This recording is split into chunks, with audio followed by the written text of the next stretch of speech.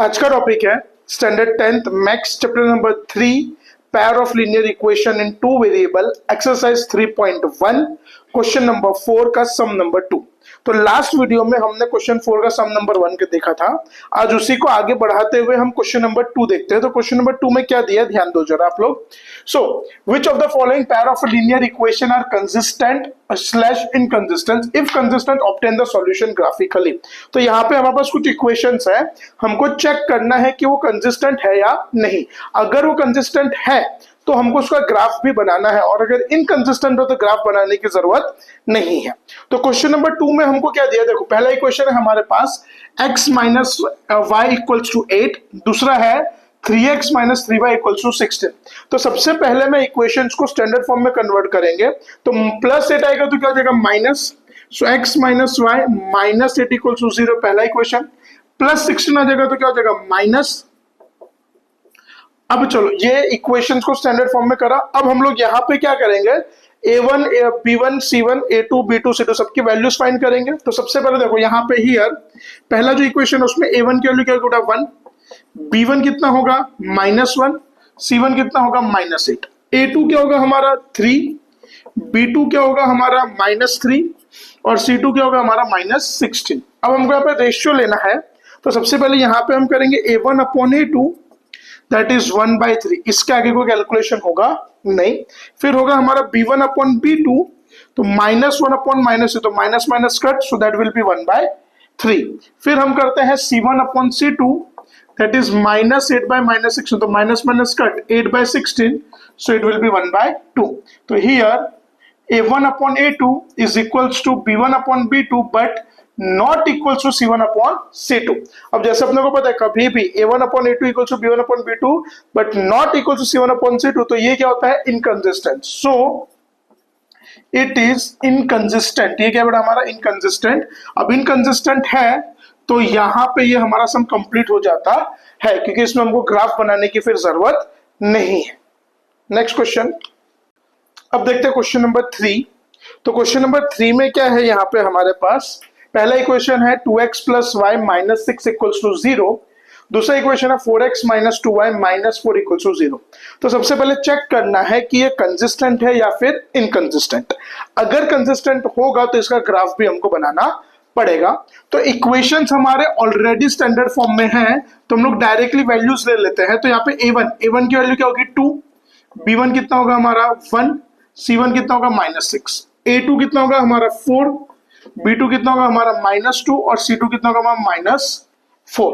अब रेशियो लेंगे हम लोग यहाँ पे। Now a1 upon a2, so 2/4 that will be 1/2। फिर b1 अपॉन b2 1 अपॉन -2, तो यहाँ पे देखो एक वैल्यू लिए, एक वैल्यू आ रही है हमारी +1/2 और दूसरी आ रही है -1/2, तो प्लस और माइनस सेम होते नहीं है। So here a1 upon a2 is not equals to b1 upon b2, so it is consistent। अब देखो, अब जैसे हमको बोला था कि अगर आपका सॉल्यूशन कंसिस्टेंट आता है तो आपको ग्राफ भी बनाना पड़ेगा।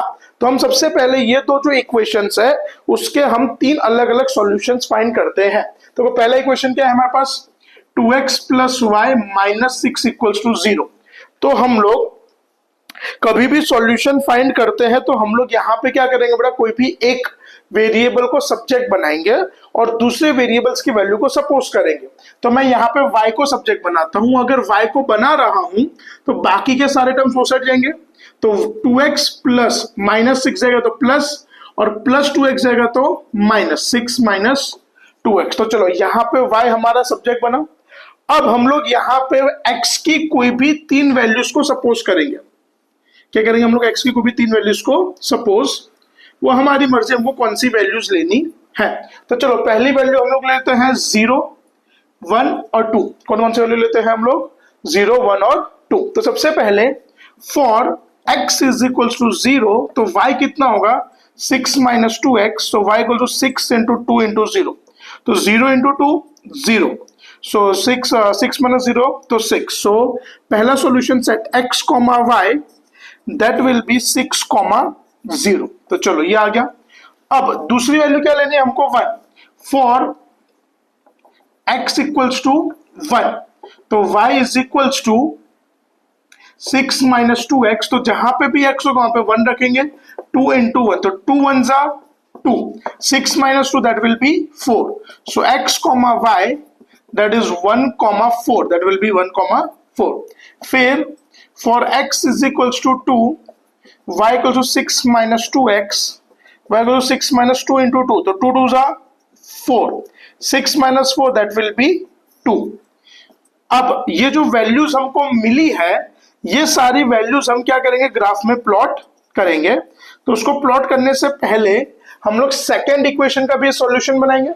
तो सेकेंड इक्वेशन क्या है हमारे पास, that is 4x minus 2y minus 4 equals to 0। तो अब जैसे हमको पता है कि हम लोग कभी भी सॉल्यूशन बनाते हैं तो हम लोग सबसे पहले क्या करेंगे, कोई भी एक वेरिएबल को सब्जेक्ट बनाएंगे। क्या करेंगे, कोई भी एक वेरिएबल को हम लोग सब्जेक्ट बनाएंगे। तो यहाँ पे भी हम लोग क्या करते हैं, y को सब्जेक्ट बनाते हैं। तो 4x minus 2y equals to 4, अब प्लस 4x जाएगा तो क्या हो जाएगा माइनस। अब एक बात आप लोग याद रखना कि सब्जेक्ट आपका कभी भी माइनस में हो सकता नहीं है, तो इसके लिए क्या करेंगे, सबकी साइन चेंज। तो 2y equal to 4x minus 4, therefore y equals to 4x minus 4/2। तो चलो यहाँ पे y हमारा सब्जेक्ट बना। अब हम लोग x की कोई भी 3 वैल्यूज लेंगे। तो चलो सबसे पहली वैल्यू मैं यहाँ पे x की लेता हूं 0 1 और 2। क्या क्या लेते हैं वैल्यू वापस हम लोग, 0 1 और 2। तो सबसे पहले for x is equals to 0, तो y क्या होगा, 4 इंटू 0 माइनस 4/2, तो 4 इंटू 0 0 माइनस 4/2, तो y equals to minus 4/2, therefore y equals to minus 2। तो x comma y that will be 0 comma minus 2। कितना होगा हमारा आंसर बेटा, 0 कॉमा माइनस 2। दूसरा for y equals to 1, sorry x equals to 1, तो चलो अब x को 1 लेंगे। तो y equals to 4 into 1 minus 4/2, तो 4 1 जा 4 माइनस 4/2, तो 4 माइनस 4 यानी 0/2, तो y इक्वल्स टू 0। तो दूसरा solution set x comma y that is 0 1 comma 0। अब क्या लेते हैं फॉर x इक्वल्स टू 2, तो y equals to 4 into 2 minus 4/2, तो 4 2 जा 8 माइनस 4/2, तो y equals to 4/2, therefore y equals to 2। तो x comma y that is 2 comma 2। अब ये जो वैल्यूज है इसको हम लोग अब क्या करेंगे, ग्राफ में प्लॉट करेंगे। अब हम इसका क्वेश्चन 3 का ग्राफ प्लॉट करते हैं। तो पहला इक्वेशन जो है हमारा वो क्या था, 2x प्लस वाई माइनस 6। तो उसके 3 सॉल्यूशंस है हमारे पास, 0 6 1 4 और 2 2। तो इसको हम प्लॉट करेंगे। तो पहला सॉल्यूशन क्या है हमारे पास, 0,6।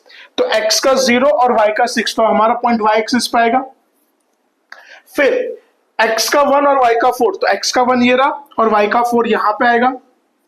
दूसरा सॉल्यूशन क्या है, तीसरा है x का 2 और y का 2, तो x का 2 और y का 2। तो ये तीनों सॉल्यूशन है। अगर इसको हम लोग एक स्ट्रेट लाइन से ज्वाइन कर देंगे,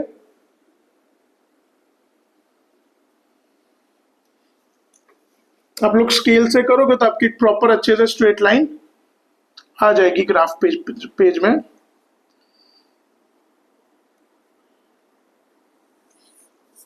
और इसके ऊपर हम लोग इसका इक्वेशन लिखेंगे, that is 2x plus Y minus 6 equals to 0। अब जो दूसरा इक्वेशन है हमारा, कौन सा equation, 4x minus 2y minus 4 equals to 0। अब इसका भी हमको क्या करना है, ग्राफ प्लॉट करना है। तो इसमें हमारे पास पहला क्या है, 0 कॉमा माइनस 2, तो x का 0 और y का माइनस 2 ये रहा। x का 1 और y का 0, तो x का 1 और y का 0, एंड x का 2 y का 2, तो ये रहा। तो इसको भी हम प्लॉट करेंगे। तो इसको भी हमने ज्वाइन कर दो दोनों लाइन। जैसे सेकंड इक्वेशन कौन सा है हमारा, 4x minus 2y minus 4 equal to 0। अब दोनों इक्वेशन जो पॉइंट पे इंटरसेक्ट कर रहा है वो होगा हमारा सॉल्यूशन। क्या होगा, ये हमारा सॉल्यूशन। तो यहां पे हमारा ग्राफ कंप्लीट होता है। क्वेश्चन नंबर 4 देखते हैं। क्वेश्चन नंबर 4 में क्या है हमारे पास, 2x minus 2y minus 2 equals to 0। दूसरा इक्वेशन है 4x minus 4y minus 5 equals to 0। तो इक्वेशन ऑलरेडी हमारा स्टैंडर्ड फॉर्म में है।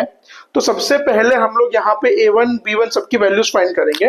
तो देखो a1 की वैल्यू क्या होगी 2, b1 की होगी -2, c1 की होगी -2, a2 की वैल्यू होगी 4, b2 की वैल्यू होगी -4 और c2 की वैल्यू होगी -5।